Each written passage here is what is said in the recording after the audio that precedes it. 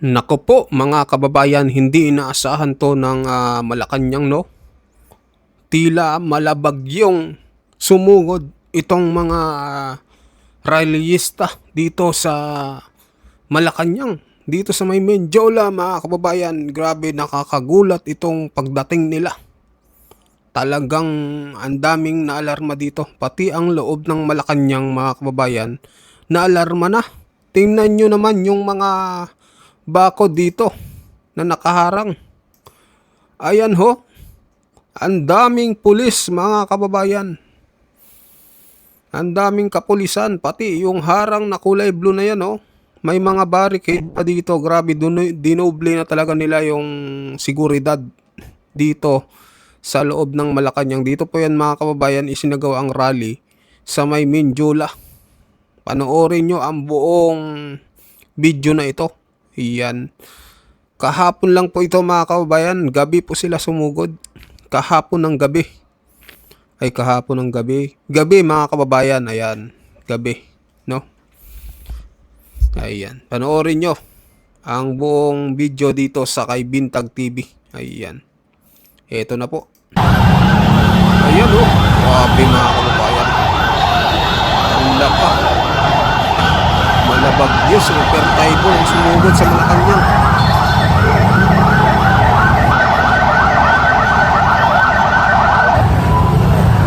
Daming kapulisan.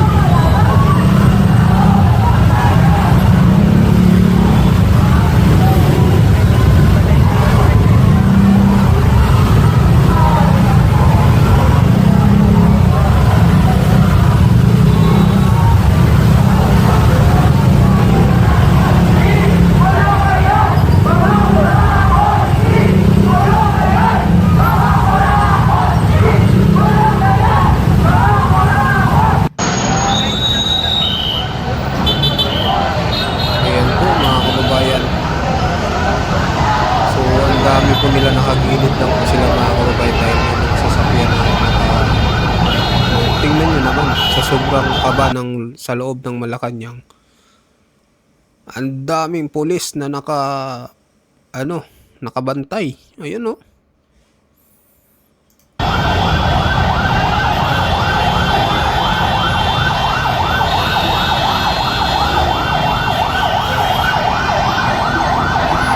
Ganyan po.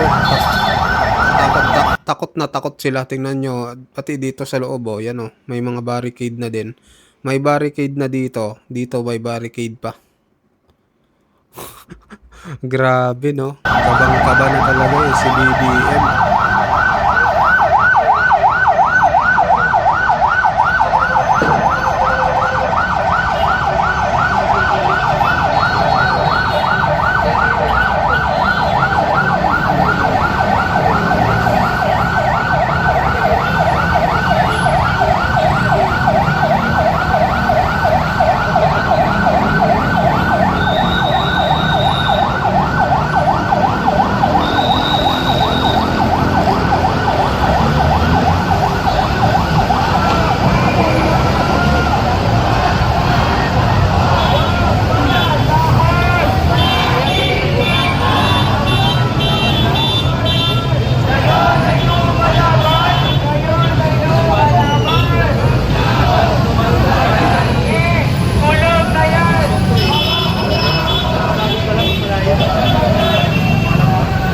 Mahaba po ito mga kababayan po yan. Hanggang doon po yan dito. Yan sa Piano. Ito sa may recto. Yan. Po yan sa Malacanang,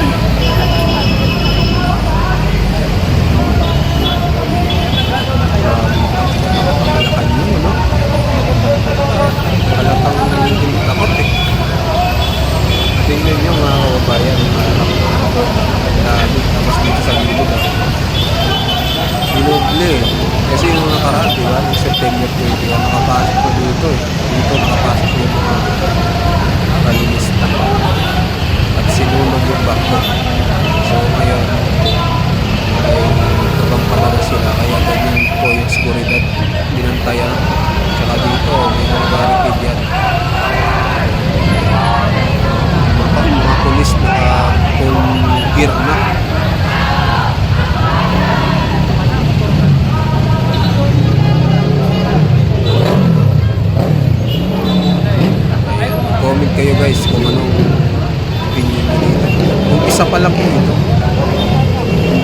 dumadating ang bagyong talagang akali sa darating na 16, 17, 18 at November 30. Yung Super Typhoon Rally na parating na.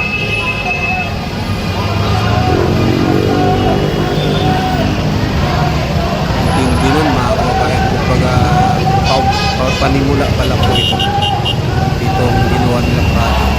Gabi po nila sinagawa nito. Mga 6:30 yata sila sumundo dito.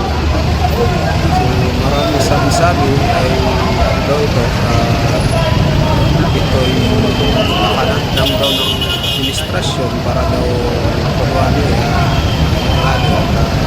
mag-declare ng national yun yung sabi ng iba sa usapan, pero wala naman tayo evidence na tayo makakalikan sa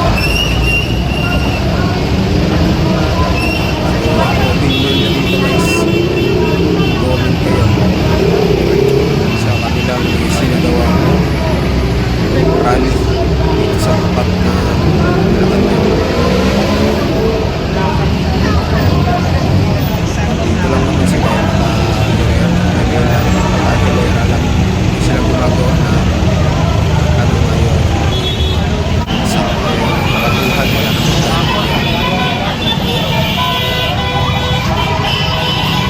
peaceful naman yung sinasagawa nilang rally.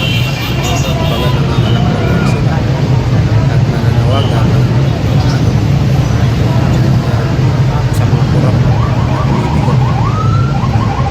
At dito rin parang kalampagin nila si BBM dahil na sa mga nangyayari ngayon.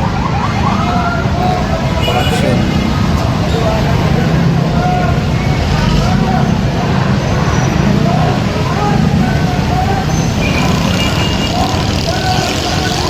Lahat ng sa dapat managot.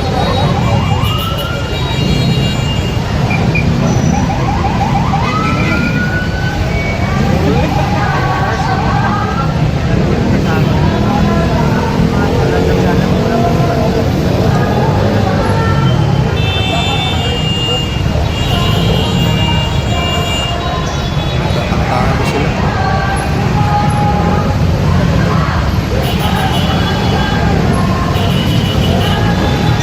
So, sabi rin ng karamihan, mga leftist daw ito kasi yung mga vlog nila is mga akbayan, may mga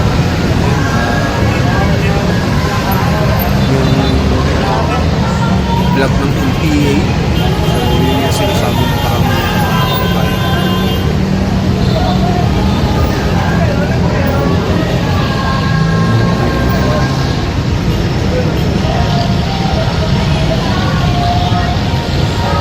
Dito talagang pinakamatindi kasi ang daming polis mga kababayan. Tapos ganito lang yung pumunta lang naman. Hindi naman ganun sila kadami yung nagrally.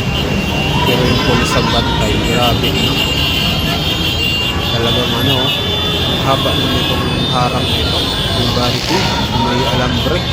Tapos dito may alambre doon na talagang sinecure nila na hindi makapasok yung mga nagrarally. So hindi lang natin alam sa darating na 16, 17, 18 kasi may iba't ibang grupo din na nagrarally. Ganun din sa November 30. So, hindi natin alam kung susugod na sila dito, lalo at may paparating pang bagyo na napakalakas na kababayan. Kapag na hindi nila naramdaman itong flood control na sinasabi ni BBM na madami 5,500, sigurado dito na siguro magagalit ng kababayan na kababayan. Kaya abangan natin sa November 16 yung gaganapin nilang parade dito sa Quirino Grandstand. At hindi lang ANC ang magrarally, marami pa mga kababayan, iba't ibang grupo daw sa 16, 17, 18. So sinasabi ng pulis wala daw permit. Yung iba siguro hindi nakukuha ng permit. Siguro nalusog na lang. Yun yung sabi dito sa comment section mga kababayan.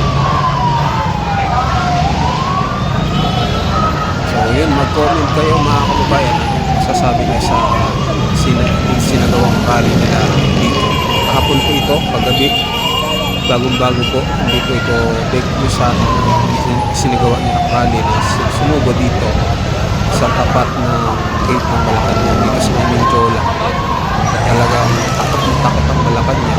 At makikita nyo sa ano pa lang, sa dito pa lang po sa rakod na yan yung barricade. Talagang makikita mo yung pangamba itong nasa loob ng Malacanang.